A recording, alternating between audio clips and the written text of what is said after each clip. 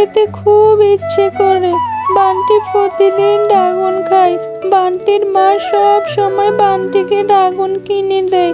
তুমি আমাকে কিনে দাও না। আমার কি ড্রাগন খেতে ইচ্ছে করে না? তুমি আমাকে একটা ড্রাগন কিনে দাও না মা। মা টুম্পা, আমি তোকে কোথা থেকে ড্রাগন কিনে দেব? আমার কাছে কি টাকা আছে?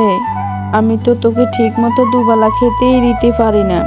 আর বান্টির কথা বলছস, বান্টির তো বাবা আছে।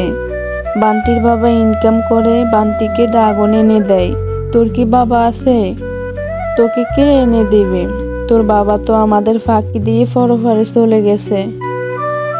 মা, আমার বাবা নেই বলে কি আমার কিছু খেতে মন চায় না? আমি কি কিছু খেতে পারবো না?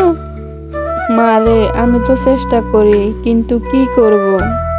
আমার মন চায় তোকে ভালো কিছু খাওয়াতে, ভালো কিছু পড়াতে, কিন্তু আমার তো সেই স্বার্থ নেই। পরের বাড়ি কাজ করে কয় টাকা পাই, এতেই ঠিকমতো সংসার চালাতে পারি না, বাড়ি ভাড়া দিতে পারি না। বাড়িওয়ালা বাঘ মামা কখন বাড়ি থেকে বের করে দেয় তা আল্লাহই ভালো জানে। আমি তোকে কি দিয়ে ড্রাগন কিনে দেবো রে মা? মা, আমি জানি তুমি আমাকে ভালোবাসো না। আমি কোনো কিছু চাইলেই তুমি আমাকে কিনে দাও না। আমি আর বাড়িতেই থাকবো না। যেদিকে চোখ যাবে সেদিকেই আমি চলে যাব। টুম্পা, মা তুই রাগ করিস না। কাল বাজারে গিয়ে দেখি তোকে বাজার থেকে বাকিতে ড্রাগন ফল কিনে দিতে পারি কিনা। আচ্ছা মা, তুমি আমার লক্ষ্মী মা। তুমি আমার কত ভালোবাসো। ঠিক আছে, এখন ঘুমা, অনেক রাত হয়ে গেছে। তারপর টুম্পা আর তার মা ঘুমিয়ে পড়ে।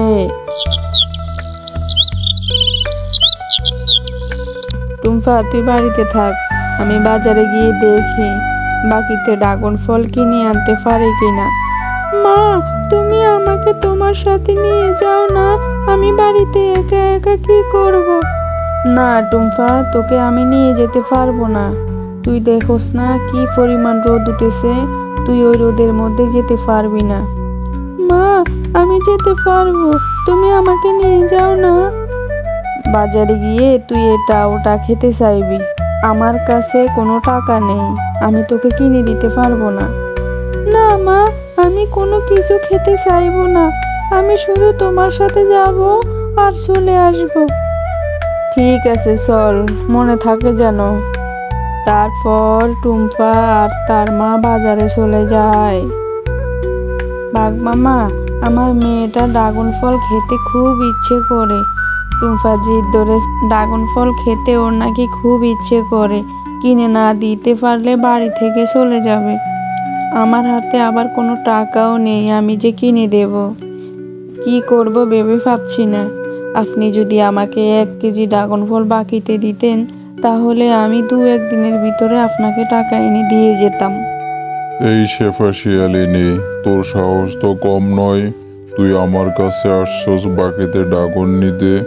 আমি কি বাকিতে বিক্রি করে নাকি? বাকির নাম ফাঁকি। আর তুই আমার বাড়ি ভাড়ার টাকা দাস না আজ কত মাস, আবার বাকিতে ড্রাগন নিতে আসছস? কত বড় সাহস! তুই এখনই আমার বাড়ি থেকে বেরিয়ে যাবি। আমি আর তোকে আমার বাড়িতে থাকতে দেব না। বাঘ মামা, আমাকে কিছুদিন সময় দিন, আমি আপনাকে বাড়ি ভাড়ার টাকা দিয়ে দেব। আমি তোকে কোনো সময় দিতে পারবো না। তুই এখনই আমার বাড়ি থেকে চলে যাবি। যদি না যাস তাহলে গার্ড ধরে বের করে দিব। এখনই বাড়ি থেকে বেরিয়ে যাবি। তারপর শেফা শিয়ালিনী টুম্পাকে নিয়ে মন খারাপ করে সেখান থেকে চলে যায়। তারা বাড়িহারা হয়ে বন জঙ্গলের মধ্যে হাঁটতে থাকে।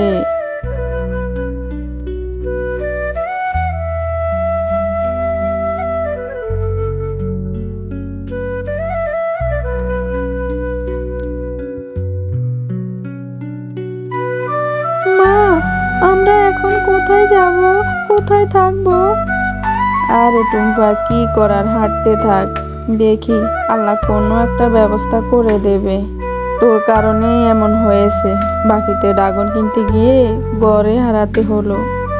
মা, আমি কি বুঝেছি নাকি? বুঝলে কখনো ড্রাগন খেতে চাইতাম না। মা, আমার ভীষণ ক্ষুধা লেগেছে, আমি আর হাঁটতে পারছি না। টুম্পা, মা আর একটু কষ্ট করে হাঁট, একটা না একটা ব্যবস্থা হবে।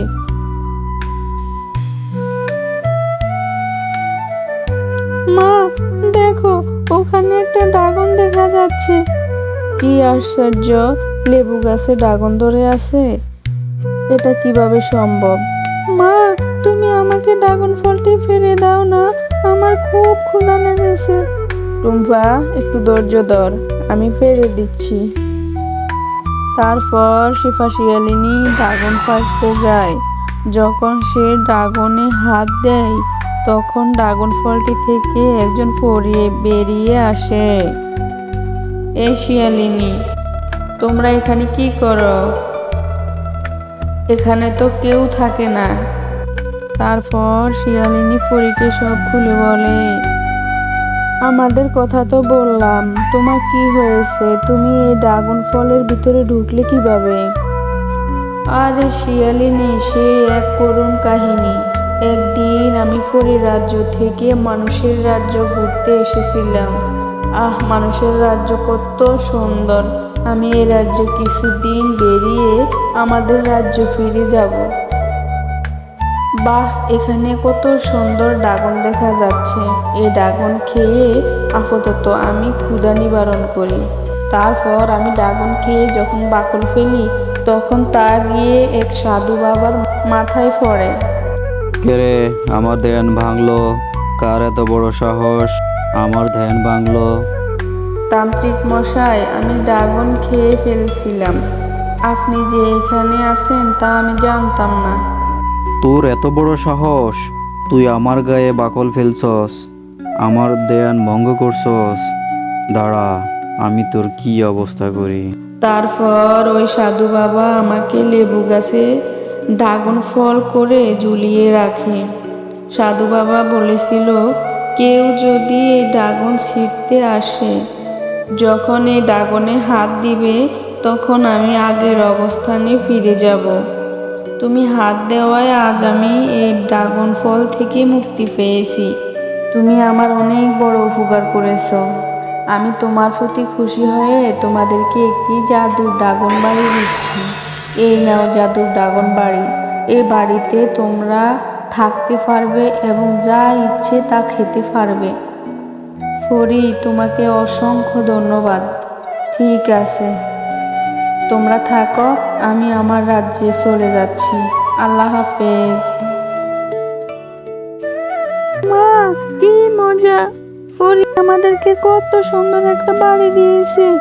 এখন থেকে আমাদের আর কষ্ট করতে হবে না।